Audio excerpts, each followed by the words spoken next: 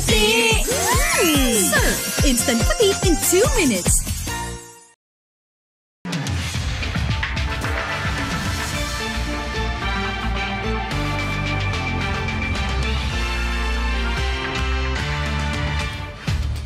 Narito na ang mga nagbabagang balita sa oras na ito.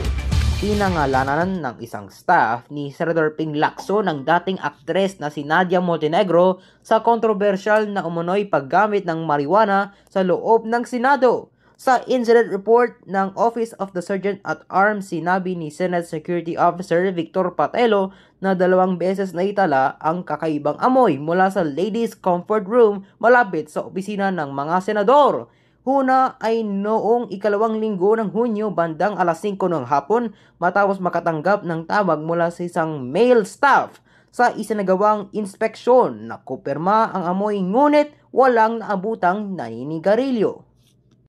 Sa iba pang mga balita, nais ng isang abogado na maideklarang unconstitutional o labag sa saligang batas ang bagong batas na nagpapaliban sa December 1 Barangay and Kabataan Elections o BSKE sa Nobyembre 2026. Dumulog ang election lawyer na si Romulo Macalental sa Korte Suprema kahapon at naghain ng 34 na pahinang petisyon for certiorari and prohibition upang hilingin sa mataas na hukuman na maideklarang unconstitutional ang Republic Act 12232 dahil sa pag-aantala nito ng halalan. Giit niya, ito ay paglabag sa right to suffrage ng mga mamamayan. Maging una sa balita, i-text ang KBS News Space Updates at i-send sa 2244. At yan ang mga nagbabagang balita sa oras na ito. Ako si John Anizato Lohado.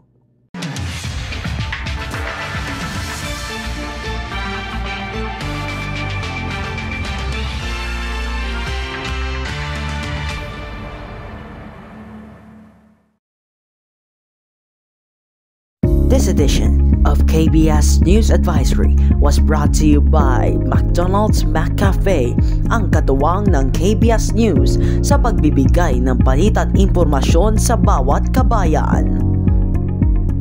My beat, my coffee.